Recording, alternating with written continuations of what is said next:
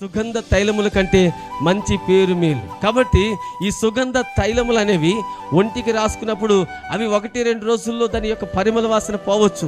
కానీ మనిషి యొక్క సాక్ష్య జీవితం అనేది మనిషి ఉన్నప్పుడు ఉంటుంది, పోయిన తర్వాత కూడా ఉంటుంది. మీరు గమనించండి, మనిషి శాశ్వతమైన వాడు కాదు. మనిషి సంపాదించిన డబ్బు శాశ్వతమైనది కాదు. మనిషి సంపాదించిన వెండి బంగారాలు శాశ్వతం కాదు. మనిషి సంపాదించిన స్థలాలు పొలాలు శాశ్వతమైనవి కాదు. ఏమండి, మనిషికి ఆ క్రియల ద్వారా సంపాదించుకున్న పేరే ఆ మనిషికి శాశ్వతమైనటువంటిది.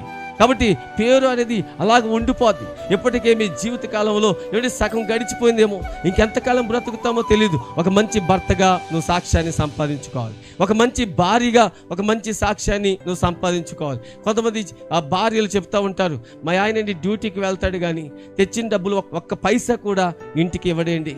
తనే తాగుతాడు, ఆ బార్ దగ్గరే పడుకుంటాడు, ఇష్టానుసారంగా జీవిస్తాడు.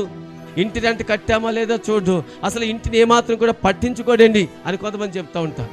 కాబట్టి కొంతమంది భర్తలు కూడా అంటారు, డ్యూటీకి వెళ్ళి ఆ ఎండలో కష్టపడి ఇంటికి వస్తే ఒక కప్పు కాఫీ ఇవ్వరండి, అది కాస్త భోజనం పెట్టరండి.